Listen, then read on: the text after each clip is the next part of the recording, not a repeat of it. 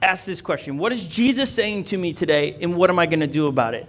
You thought you came here just to watch some family member get dunked, and we're going to dunk them. Some of them got to be held down a little bit longer than others, but that's going to happen today.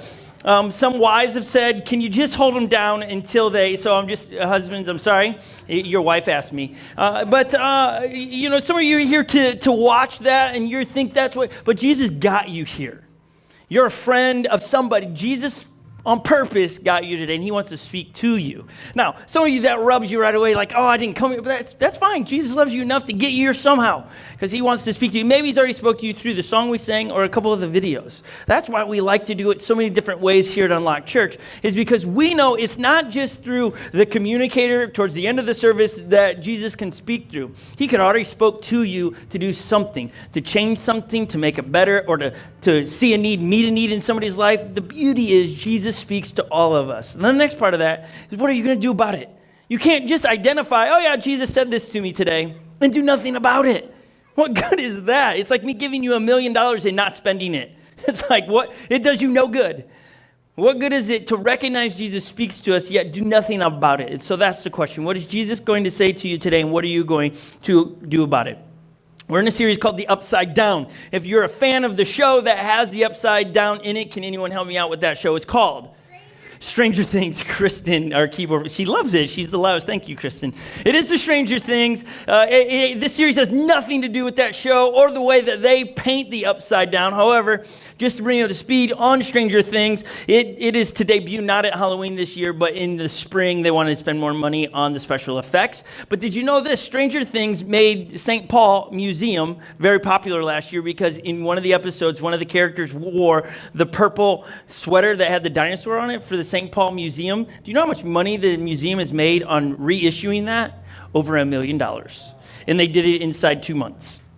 I wish I would have thought of that idea. Okay, anyways, but in the movie or in the TV show Stranger Things, the Upside Down is not what we're talking about today. We're talking about the Upside Down in that Jesus calls us to live in the Upside Down, to do life differently than culture says to do it. Because we're at battle at a couple things that pull us out of the Upside Down. A lot of it is ourself, our nature of just being about us. We consume for us. We assume that all things are for our consumption, and that's just not true. Sometimes it's given to us to give to somebody else. And so the Upside Down has been a great series talking about, okay, so Jesus calls us, asks us to live in this upside down world. So how do we do that? And over the last few weeks, we've talked about all of that. And today, I think this might be, I've said this every week because I've learned so much as I've studied for it. But I love this one because it's it inspires me to keep going. Last week, we kind of started talking about it from my debacle at the Twin Cities Marathon, where I ran with the flu, and just talking about my experience there. And then today, just talking about, hey, that Jesus did not call or ask any of us to live a life of average. You don't want to be average. You don't want your kids to be average. And we were designed to be unique. You are a unique person. Just seriously, for a second, just humor me on this. Look at your thumbprint. I know the lights are low, so you're like, well, the lights are low. I can't. Get out your phone, turn on the light. But seriously, your thumbprint reminds you you're unique. You don't have the same thumbprint as the person behind you, next to you. You are unique, with unique plans and unique skills, unique way of seeing needs and meeting needs. You are unique. And we are great at telling our kids that in the next generation, that we should live a life above average, that we should go after our dreams and aspirations. But then when we hear that in our own words, we look right behind us and go, he's talking to the person behind me, not me, because you don't know my past. You don't know what I was raised in. You don't understand all the things I have against myself. What I do understand is we all do that to ourselves. We are our worst enemy. We become the thief in our dreams, in the things that we feel nudged to do in our life. And then we sell ourselves short by saying, no, I'm just average.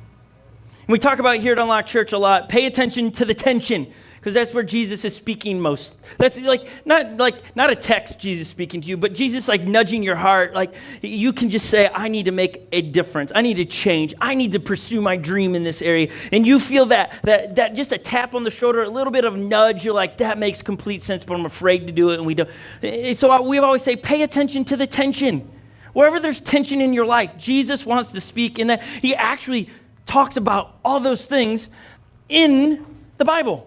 Matthew, Mark, Luke, and John record Jesus' words and his actions. And they're eyewitness accounts of what Jesus said and he did. That's the game changer, is that these are not made up stories. This isn't like the Hobbit or the Lord of the Rings where it's a great adventure. It's like, wow, that's such a great story. No, these are eyewitness accounts that really happened, and that's the game changer, is that Jesus truly did die on a cross and he rose again because people saw it. And then it's documented in a book, and it's just mind-blowing to me how many people want to fight with people that have eyewitness accounts. It's like me coming to you and giving you the eyewitness accounts of raising 7 children. You're like, no, it's not like that. I'm like, but I experienced it. That's what it's like. Some of you are like, wait, you have 7 kids? Yes, we have 7 kids. So all the first-time guests, my wife really likes my running body.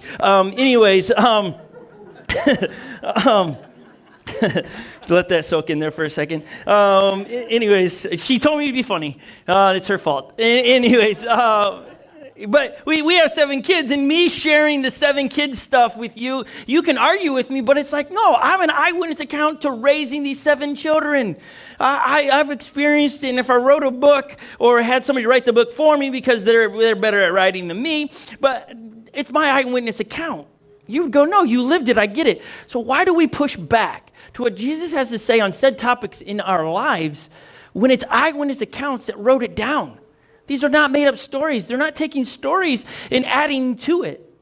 They're saying, I was there, I saw him do this. I watched him die on a cross. I watched them put him into a tomb, and then I came and checked out the tomb 3 days later, and it was empty, and then I saw him later.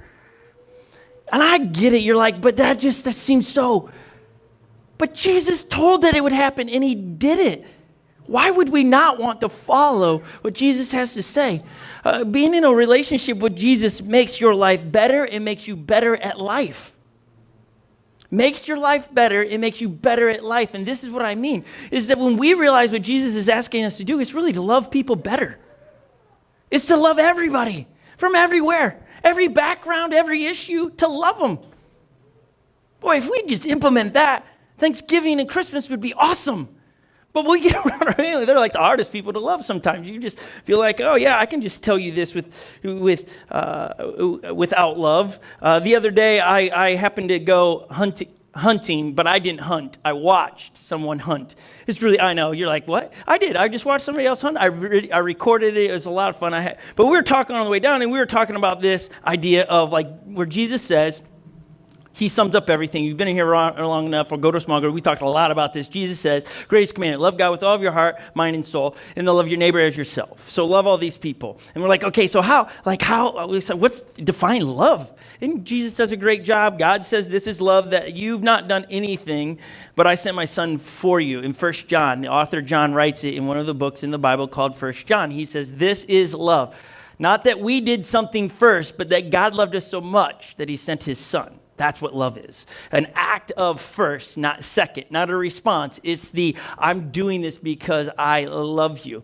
And we were talking about, okay, so like I'm married to my lovely wife for 17 years, and there's been some moments where she looked at me and goes, hey, I got a new outfit. How do I look? And in my mind, I'm like, boy, if I tell the truth right now, this could be really bad. So how do I tell the truth in love where it doesn't hurt her? And I've tried in 17 years to be a truth teller that she doesn't look at me like, you don't know what you're talking about when it comes to fashion. And maybe I don't. But so there's been times where I've said, I've seen you in better outfits. And she's like, what? Well, are you saying I don't look good? I'm like, no, your face looks amazing. Just what you have on doesn't have, and it just gets you into a big hole. And now I'm sitting there like 6 feet down looking up going, help me, I don't know how I got here. I'm so sorry, you're beautiful. Oh, you're the mother of my children. You can't get out of the hole. But I was not being intentionally hurting her.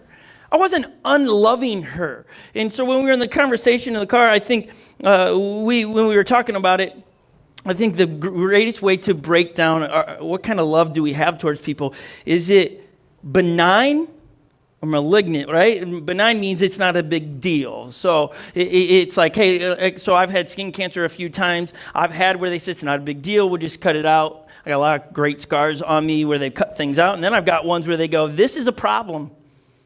we got to treat you, we got to do some surgeries on you. If this doesn't fix it, like, then they give you a percentage of success. Like, when they say success, I'm like, what are you talking about? Surgery? They're like, no, we're talking about life. I'm like, why don't you just say life and death for me instead of just success? I'm like, it's funny how your emotions get into those moments where you're just like, okay, just shoot it straight with me.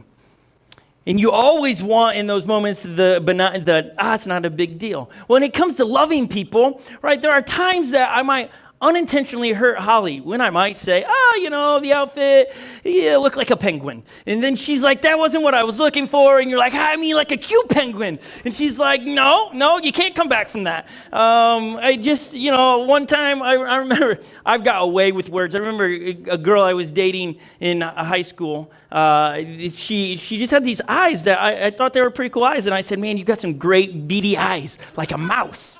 And then she didn't find it was over right there. She just walked away. It was just like, okay, note to self, beady eyes is not a compliment to a lady. So I just marked it right off, okay? So if you're single and you're looking for a pickup line, don't come to me. Just don't. I wasn't trying to hurt her or hurt Holly in those moments. They got hurt. And so that's not loving. But if I came in anger or an intentional way of hurting someone, that's the opposite of love.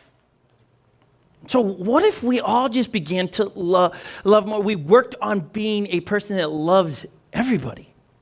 Boy, that's very difficult because there's a lot of people I don't agree with what they're doing with whatever it is. And I want to get on some kind of pedestal and go, but that's not my job. My job, Jesus says, love your neighbor as yourself. I know we know that. It's just the setup for my next 10-minute deal. So the tension that we're talking about, Javi's going to come out here. Remember I said pay attention to the tension because that's where Jesus is. Maybe Jesus is talking to you about loving your neighbor or loving somebody that thinks different than you. I got this rubber band, and he's going to help me. Come over here, Jav. Okay, Javi, what I want you to do is you're going to take this end of this ginormous rubber band. You just stay right there, okay? Now, this is when we talk about tension. We're talking about that, right? To live like we're stretching this rubber band. See that cut right there, Jav? It could break at any point on us. You feel like I can feel it in the room. Some of you are like right here, Laura's like backing up. She's like, what do you mean? Like, because you feel it, right? Like, boy, if he lets go or I let go, somebody's going to get hurt. And some of you, you're in this moment in your life because Jesus is constantly speaking to you on one topic and you keep remaining there. And Jesus is like, no, just come to me. And you're like, no, Jesus, come to me. And Jesus is like, no, you come to me. And Jesus is like, I'm not moving. And you're like, well, the options are you either let go of the rubber band, because Jesus will never let go of the rubber band, because he's never going to hurt you. But we will let go of the rubber band because I don't know, that's too much. But you know what? If you just come towards me, if you would just keep coming, if you get like this with Jesus and go, okay, Jesus, you're going to make my life better and me better at life. I'm going to listen to what you speak to me on. And maybe it's been for like the last 25 years. Jesus has said the same thing to you, and you've lived life on tension, and your life seems chaotic, and there's no peace. Maybe you're going through tragedy in your life, and it's really tough to get through. Maybe, just maybe, it's a step of trust, a step of faith in your relationship with Jesus. Go, okay, Jesus, it makes no sense for me to trust you right now. I'm terrified of what is going on in my life physically, but to trust you makes no sense. But my life is in tension, and I'm tired of that feeling. Maybe some of you come in here today, and when I say living life on tension, and I talk about being average, immediately tension comes into your life going, I feel average. And Jesus is saying, then come towards me, because I did not design you to live a life of average. I designed you to live a life of greatness. Thank you, Javi, for helping me with that. No one got hurt. But hopefully you see, because we talk about that tension, that feeling in the room. Even in parenting, if we could parent like this, if we would put it on tension with our kids trying to raise our children a certain way, and you're trying to teach them a way, and then you just teach them to move forward, it takes the tension off. As parents, maybe sometimes we put too much tension on our children, and we do need to step towards our children to relieve some of that tension so they can learn. Because we're not Jesus. Jesus loves us, but he's like, hey, listen, I know it's best for you. There's no debate here. And I think that's what frustrates us sometimes with the relationship with Jesus. We're like, well, that feels like a dictator. Jesus is not a dictator. He loves you. He wants to be in a relationship with you. A relationship is something that is always moving. It's not dead. Are you in a relationship with Jesus today? And to confirm when I say that you are not average, and how do I know this? And the author Paul writes in 1 Corinthians, a letter to a church in Corinth. The place where this church is, we said it last week, is where it was an Olympic training facility, and the trials were held for early day Olympics for Greece. They would come here and try out, and there was a lot of tracks and a lot of sculptures about the body because it was just a cool place to grow up if you were an athlete in Corinth. And here Paul writes to a group of people that he started talking about Jesus and Jesus dying on the cross and raising again, and they're like, man, I've heard about this man. He makes my life better and makes me better at life. I want to be a follower of him. I believe that story. And then Paul's like, okay, great. You meet here and I'll send you letters and I'll teach you who Jesus is and what it's like to be a follower of Jesus. And then he pens in a letter to the church in Corinth in 1 Corinthians chapter 11, the author Paul says, "For man is made in God's image." Now, where's he getting that from? He's going all the way back to the Jewish scriptures, what we call the Old Testament, all the way back to Genesis, where it says God created man and woman in his image. And he's bringing it back up to this group of people saying, listen, you study your body and you're trying to be the best version of you. It's a bit like Western culture. We want to be, a lot of us try to be the best version of us, or we are tempted by media to like, hey, you can be the best version of you. And you know what? When you go to bookstores and all those places where they sell self-help books, that's the number one purchased genre of books, are self-help. Because people are always trying to figure it out. And they're trying to figure it out before they find Jesus. They're trying to go, no, I'll just read a book on how to be a better this, or a better wife, or a better husband, or just a better me. How do I get better habits in my life? How am I more disciplined? You know what? Jesus has everything to say on those things. You just gotta read the Bible. I know immediately, like, yeah, you gotta say that, Scott. You went to school and they taught you gotta say, read your Bibles. No, they didn't say that in school. I know it because I read the Bible, and that's what changes my life and makes me understand I'm not average. But I'm not better than you. This isn't a competition, but I've been created in God's image. Therefore, I'm uniquely wired. And there is a purpose in my life. And your purpose is different than mine. Boy, but life is scary when we begin to live a life of purpose. When we begin to live life when Jesus puts the tension in our lives, or creates this tension where we step towards Jesus and saying backing up. Guess what happens when you back up and still hold on to the rubber band? More tension. More tension. And eventually you either let go or the rubber band snaps. Everybody around you feels the same tension. They don't know how to tell you, hey, your life is in tension because you're not listening to Jesus, and because they're afraid you'll explode, or I hope today you understand to live in the upside down is to understand you are uniquely designed, that you are not average. I wrote it like this: I do not believe anyone is born average, but I do believe that many of us choose to live a life of mediocrity. I think there are more of us than who are in danger of disappearing into the abyss of the ordinary. The great tragedy is that there is nothing really ordinary about us. We think there is, but there's not. See, I want you to walk out of here really excited about that. See, there's more courage in you than there is danger ahead of you. There is more courage in you than danger ahead of you. Whatever giants are in front of you, whatever tragedies you're going to face, you have the courage in you to fight through it. You are not called to be average. I get a lot of inspiration from this next story from the author Luke wrote the book of Acts. The book of Acts follows right after Matthew, Mark, Luke, John. That's the Gospels. Then you have Acts. And Luke, who wrote the book famously titled Luke, he's authored that book, and then he authored the book Acts. And Acts are the acts of the early followers of Jesus. And it's a tremendous read. Just get a Bible. You can download them. They're free everywhere. And read the book of Acts. You'll find out that what we're a part of as Unlocked Church, as a baby church, it looks a lot like what happened in the early days in Acts. And here is what Luke writes in Acts chapter 4, verse 13. When they saw the courage of Peter and John, these were guys that did life with Jesus.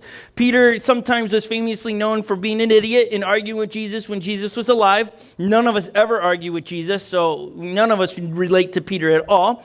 John, who John writes in his own book, I'm the one that Jesus loved me. That would really rub me, and I would struggle to remain in the upside down if I was around Paul and I read that and go, Paul, how are you going to do that, man? I was with you when Jesus was there too. Why does he love you more? But anyways, maybe some of you wouldn't be rubbed by that, but John writes that. And then he goes on, so when the crowd, when they saw the courage of Peter and John and realized they were unschooled, ordinary men, academically, not that great. Dress, they were not going to make it in a GQ magazine. That's what we're reading here, okay? They weren't top of the deal. They were just ordinary. And then goes on, they were astonished and they took note that these men had been with Jesus. Okay, right there. I mean, I hope you heard what Luke's trying to say. The thing that separates us really, that puts our leaving the life of average in a warp speed away, if I can steal some Star Trek, right? Star Trek warp speed, is that a thing? Is it? It is? What's it in Star Wars? Light speed. I like Star Wars better. Thank you. Light speed. Let's put it in light. Right? You want to get light speed away from average. Then you gotta get close to Jesus, because He's the thing that separates us from average. But we measure it all by talent. Oh man, LeBron James. That guy's talented. That dude is not average. You're defining it in a game of basketball. I like sports. I like being fit. I like playing them all of that stuff. But I don't think we can just take one area of somebody's life and go, they're not average or that they're ordinary. I think we got to look at their entire life. And typically it's not until you look back at someone's life when they are no longer breathing, you look back at life. Did they live a life of ordinary? Or did they live their life extraordinary? Because the difference between ordinary and extraordinary is a relationship with Jesus. And I know, I said it earlier, we all come here with a different background. If I could just dare you to try this for 30 days. For 30 days, 3 weeks, let's just back it up. Let's just go 3 weeks. Okay, 2, you convinced me. Just try. Read your Bible, read Matthew, Mark, Luke, John, pay attention to what Jesus did, and try to do the same thing. Implement what you see Jesus do, and you do it. And I guarantee you this, you will see you begin to journey away from average to the amazing, extraordinary life that He has for you. Why the pushback to it? Is the pushback, I think most of our pushback to Jesus happens to be with what culture has set up Jesus to be and not who Jesus actually is. Because I do think there's a very drastic difference in what culture represents Jesus or religion to who Jesus really is.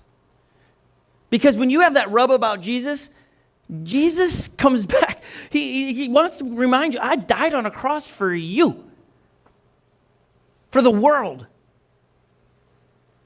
When we're going to do baptism today, and it's a pretty big moment in people's lives that are followers of Jesus, because they're going, man, I'm doing what Jesus did. You're taking part in actions that Jesus did. Remember, we kicked off the Upside Down with John the Baptist, who was baptizing people in the Jordan River. Jesus starts walking down towards the banks of the Jordan, and here's John the Baptist, really overwhelmed with the circumstances that Jesus, the Messiah, the King of Kings and the Lord of Lords, walking down, God's Son walking down to the banks, and John looks up and goes, that is who I was talking about. That's the one I told is going to come before me and after me. Like, it's tongue-tied there. He's like, if you get around people that you've been waiting to meet and you're like, you can't talk, and you're like, picture. And that's all you can get out, right? It's like that. He's like starstruck that Jesus come down. He's like, he's the one that I told that was coming before me and after me, and sandals I can't fill. And anyways, he's the guy.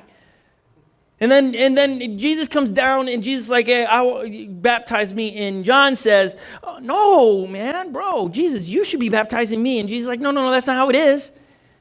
You baptize me. In that moment, Jesus was setting up the example of what authority looks like. Jesus, yes, the King of Kings. Yes, the Messiah, God's Son. The Messiah sent to forgive us and do great things in the world and be an example of how we are to love everyone. He comes and he puts himself under John the Baptist and says, no, you baptize me. With every right to say, no, I will baptize you. He puts himself under authority. Western culture is all about being the authority and not being under authority, but being in the upside down is to be under some kind of authority. It's healthy. It's wise. But our skin does not want that. Because that might mean we got to live sometimes in tension and have to make moves and be better than just ordinary and average. Remember, what is Jesus saying to you and what are you going to do about it? So Jesus gets baptized and Jesus comes up. In baptism, we're going to baptize people in the name of the Father, the Son, and the Holy Spirit. We're going to dunk them down and bring them back up. That's it. But it's a symbol of so much more than that's just it. It's a symbol of the old you staying there. It's a symbol of what Jesus did when he died on a cross, got put in a tomb, death to yourself in the water. The resurrection of Jesus coming out of the tomb, back alive, you coming up out of water is the symbol of you in the new you, that you are going to be a follower of Jesus, that you're going to allow the influence of Jesus in your life. And when you pay attention to the tension, you're going to know Jesus is speaking to you. When he calls you out of the life of ordinary to live an extraordinary life, you're going to pursue those dreams and aspirations. All of you have these dreams that you say, if I had the money, I'd do that. If I could do it all over again, this is what I would do. What is keeping you from doing that thing? What if that's Jesus speaking to you and you're going, that is too crazy, and you're missing out on those plans that Jesus has you because of fear? I'm going to wrap up with a story that, man, I don't even know how I bumped into it, but I'm gonna try to unpack this story. It's in 2 Kings chapter 13. 2 Kings is way back in the Old Testament, the Jewish scriptures. You don't need to turn there. We'll put it up there. You can write it down to read this story because this story is pretty exciting. You can pull a lot of inspiration out of here on why we should not live a life of ordinary and what it takes to live an extraordinary life. So 2 Kings, and it's called 2 Kings because there's two books, 1 Kings and 2 Kings. Chapter 13, verse 14. Now, Elisha had been suffering from an illness from which he died. Okay, let me context who Elisha is. Elisha in the Jewish scriptures was the mouthpiece of God. God would speak through these men called prophets, and they would say, this is what God's going to do if you don't change your ways. God's going to step in and do this and that, and sometimes it was God would step in and say, you're going to go route that army. God would set up these moments through his prophets to communicate what God wanted to have done. And so Elisha was a pretty big deal. He wasn't just this guy. So he got an illness and he dies from the illness. But before he dies, this is where the story takes place. Joash, king of Israel, went down to see him and wept over him. Now you're going to read that and go, this dude, he's wrecked that this dude has got a terminal illness. He's just devastated by this, which would be a great response. But check to see how it switches so fast to just all about him. He goes, my father, he cried, the chariots and the horsemen of Israel. He's concerned about what's happening in his life. There's armies coming. There's going to be a battle, and I don't think we're going to be able to beat this battle. Are you currently facing a giant or a battle in your life that you don't think you can beat?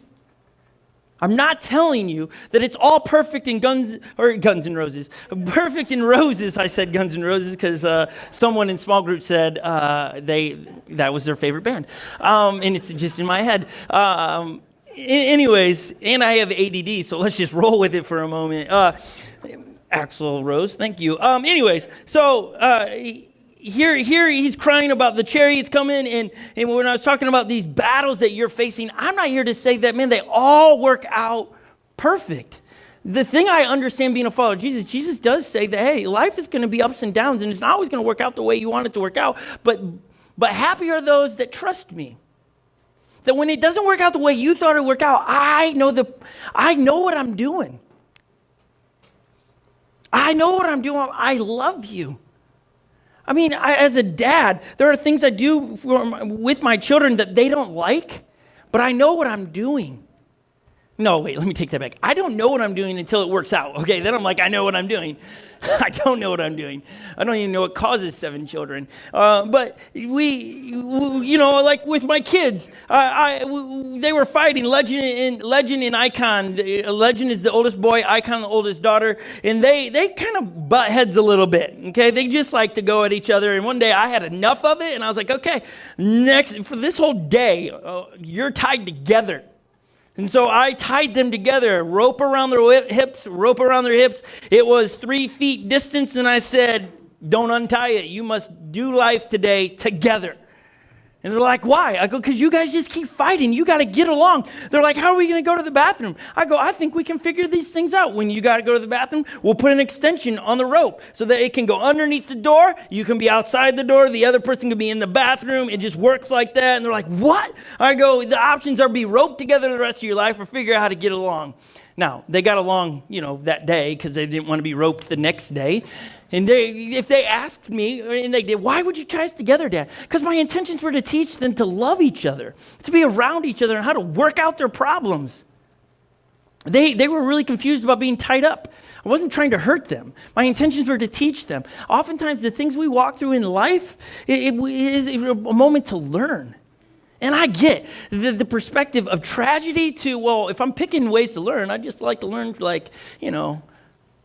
I bumped my foot on my bed, and I'd like to learn that way. I don't want the tragic stuff. We don't get to choose that. But we got to trust. And so here he's crying about, the king of Israel at the time, crying out about, hey, there's a big problem here. Elisha says, get a bow and some arrows. And so he did. And so I did as well. I get a bow, and this is not mine. I'm borrowing it from Luke. And I feel like I'm just like, I don't want to drop it. He doesn't want me to drop it. So there's a lot of tension at the moment for me. I think he said this is one of his children. I think is how he said it to me. So I'm just like, no, he didn't say that. Anyways, okay, so I'm going to give you my limited knowledges on this whole setup here. Again, it's not mine. However, I did, side note, when I was in high school, I competed in archery competitions. I got 3rd place once. You don't care, but it was just, that's my highlight in my career of archery. Okay, so here, this is the quiver on the side, right? These are all the arrows. This big contraption is the compound bow. That's it. That's all I know. Okay, and so Elisha comes to him and says, get a bow and some arrows. And he did so, just like I picked it up. And he says, take the bow in your hand. He said to the king of Israel, and then he takes it. Elijah puts his hand on the king's hands. Open the east window, he said, and he opened it. And he says, shoot. So he pulls open the drape, says, that's the east. Shoot an arrow out there. Pull back the bow as far as you can. I can't pull this one back, so I don't work out like Luke, and so you get the idea. He pulls it back as far as he can, right? Sits there, holds it, and lets it, and the arrow flies. Just flies. I mean, have you ever done that? I mean, growing up, there's no. If your children in here, plug their ears. When I was with the bow, when I was younger, I used to play a game with my sisters where I would shoot it in the air. And then we'd run around the field and see who was the lucky one. One afternoon, I did it by myself. I don't know. I just did. Shot it up, and I'm running around. My dog Rocky's out there with me, like, woo! And my dad yells. He comes flying out the back door. And my dad does not look like me. He's a giant, okay? He comes flying out the door, deep voice, Scott, stop! And I stop. And the arrow comes right behind me. I never did it again. You should never shoot arrows straight up in the air, okay? It's dangerous. But just don't do it. It's bad, okay? Maybe Jesus just spoke to you right there. You thought about doing that this afternoon. Don't, okay? So he shoots it out the east window. It goes really far. He says, shoot. Elijah said, and he shot. And the Lord's arrow of victory, the arrow of victory over Aram. Elisha declares, you will completely destroy.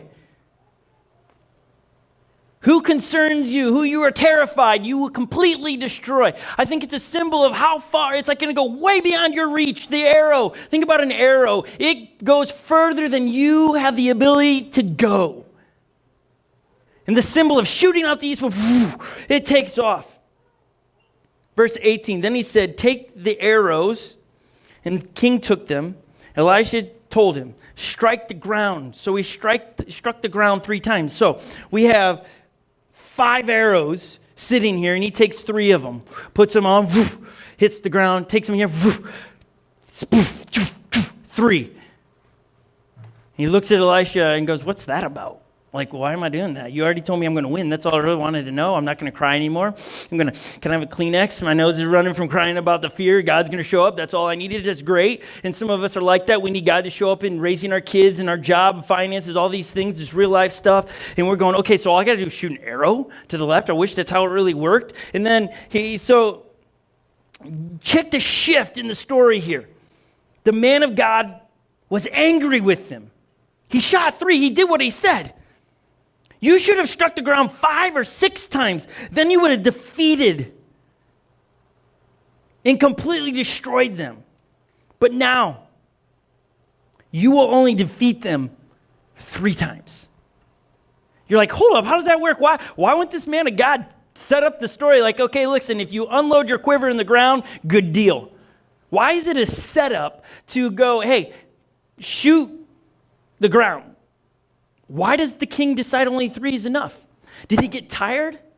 Did he think it was ridiculous? Did he think people thought it was absolutely bonkers that he's the king shooting the ground? Like, that makes no sense. Like, it's going to hurt the arrows. There's, like, are you shooting ants? What are you doing? This is craziness. And so the king stops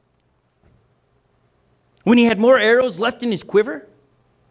When I read that story this week, I think that is an illustration of a lot of us, we have dreams and aspirations in our life. We have things that we know we should have done. Maybe it's correct character flaws in our life, and we stopped at 3 instead of going to 6. Or we stopped because we just got tired. Instead of waiting for Jesus, said, that's enough.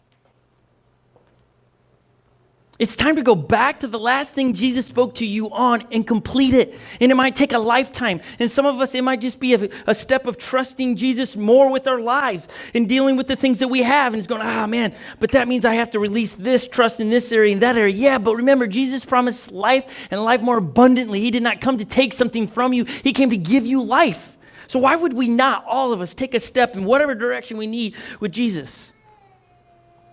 If you've never been baptized, why would you not take that step in faith and go, I'm going to get baptized. I'm a follower of Jesus. I'm taking that step. I'm going to get baptized because I know Jesus said that's a step I need. What is your step? It's different for all of us. Some of us, it is trust. Some of us, it is you got to let go of some things in your life that just aren't right. They're not loving yourself. They don't love your neighbor, and they don't love God. And you're like, but I like to do those things. Yeah, that's true. Some things that we think we like actually are not good for us. My youngest boy right now, Courage, he likes to eat markers. Okay, he likes it. Like he breaks off the top of the marker and then just chews on it, and his mouth turns black or blue or what, and it's like dripping down his face, and he's got a smile and says, "Ha, Dad!" And he's like, it's like, he kind of chuckle at it, but I know that's not good for him, and I take it away from him, and I was like, "Little buddy, this isn't good for you." And then he throws himself down on the ground, and I'm like, "That's not good for you either, man. Stop doing that. You'll get a concussion before you ever play football. Stop doing that." And then instead of going forward, they go backwards. It's even worse. I'm like, that's not good for you either. But he still does it. He wants to eat markers. Like he would rather eat markers than peas. I could put just Corolla or whatever those markers. I could just put the markers on the plate and go, have a ball. I'd be like, this is the best ever, Dad. Thank you. Thank you so much. And have a rainbow colored mouth. He'd be in heaven. It's not good for him. And we do things that we love and we find some kind of pleasure out of. It's not good for you. You know what eventually happens with Courage? He eats so many markers, and seriously, you're like, how does he get so many markers? There's 7 children in our house, okay? There's only 2 of us. Some things fall through the cracks, okay? It's just the truth, okay? They get away with a whole lot, okay? We depend on the older ones to tell on the younger ones so we can go, oh, man, didn't see that coming, okay? So just give us a little bit of grace, and don't turn us in. But He eats all these markers, and then he comes over and he's like scratching his tongue like, not good, not good, not good, not good. And that's what we do with Jesus. Jesus, oh, not good, not good. I've gone too far. Oh no, I knew I shouldn't have dated that person. Oh, I knew I shouldn't have bought that car. I shouldn't have gone in debt. Oh no, not good, not good. And the thing is, just like I do with courage, I might go, yeah, how's that taste, little man? And I try never to say, I told you so. I try to go, let's go wipe it out. Now, the best thing is the process to clean that up is not very good because you got to get like soap on the tongue, okay? You can't just rinse it off. It's just, what are you going to do? Have him swallow it? Oh, no. It's like get a soap on it, scrub the tongue. Sometimes we use baby wipes, scrub the tongue. He's like, it's worse, it's worse. And then eventually it goes away. You know what? Sometimes to correct the things in our lives does seem worse, but it gets you out of the problem you were in. We blame Jesus. Like, Jesus, this is your fault. I'm here because... No. It's not Jesus' fault. Jesus loves us so much so that he died on a cross for us. And that when we realize that, oh man, not good, not good. He goes, hey, I know I'm the Lord of your life, like the CEO of your life. That means I want to be able to speak into your life and tell you you're not average or ordinary and that you should go somewhere in life. I want to be able to be the CEO of your life. But when you don't listen to me as your CEO in life, I'll be your Messiah too. Instead of smacking your hand and saying you're no good and I told you so, I'll come and put my arm around you and say, as long as it's a genuine, I'm sorry, and ask forgiveness. A genuine of forgiveness, repentance, right? It's turning away from. It's going the opposite direction of where we are headed. It's no good if we just go, Jesus, forgive me for what I'm about to do. That's Western culture Jesus, okay? It doesn't work like that. Or, Jesus, forgive me, I'm so sorry, and we take a step, and then we jump back on, you were just trying to, it was like a get out of jail card. That's not the kind of Jesus we would want. That's like magic stuff. As long as I do this, Jesus, you'll do this, right? As long as I think like this and I love people, right, you'll bless me. That's not who Jesus is. Jesus loves us, and he calls us to follow him. And at times, not at most of the time, to surrender things that we want to hold on and think is good for us. And he's going, hey, it's like the markers that your kids eat. It's not good for them, and you know it. There are things that Jesus is speaking to you right now to let go of, and it's time. I'm going to end with one quote, and then we're going to, in a second here, after I read this quote, those that are getting baptized, you can walk out. Don't walk out until after I pray, okay?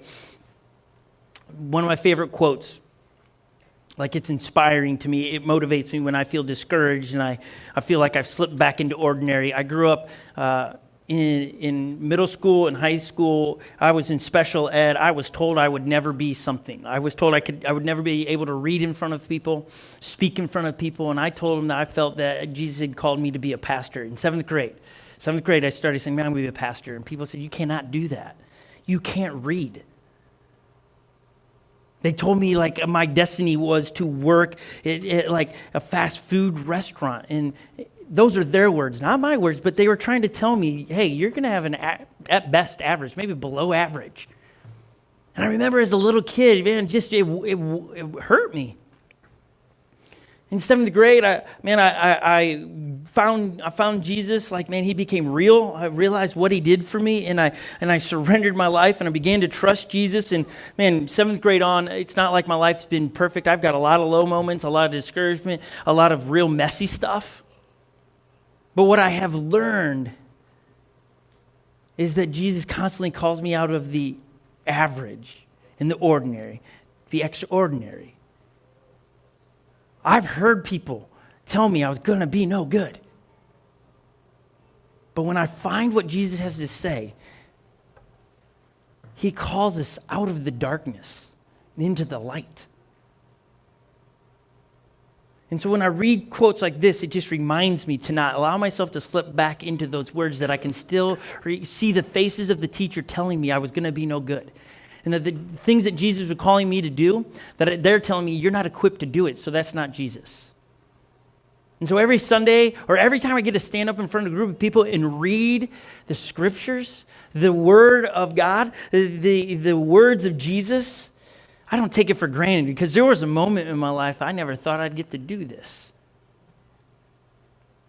And so I want to read a quote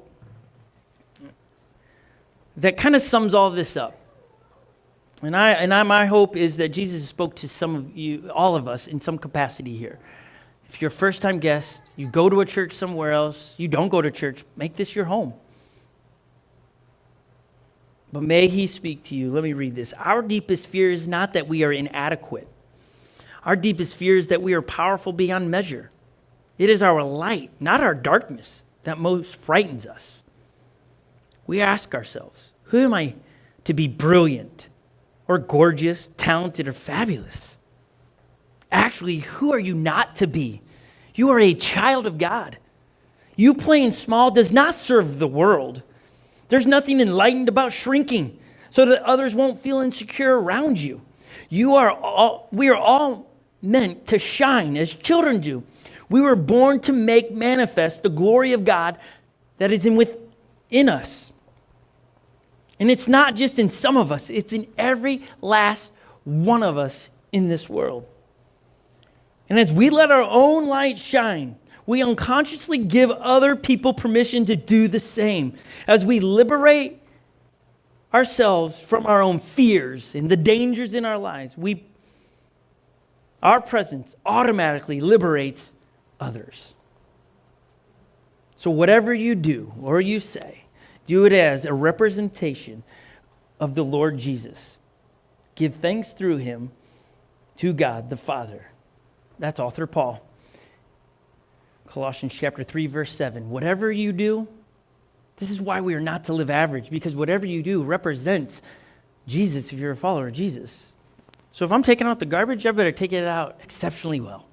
I mean, that's what I teach my kids. Why? Not because I don't want garbage around my front yard, which is a bonus, but because it comes back to here, man, whatever you do or say, you are a representation of Jesus. Boy, that's a game changer. So then whatever I do, I'm going to do it to the best of my ability because I am representing Jesus. I end with this. What is Jesus saying to you, and what are you going to do about it?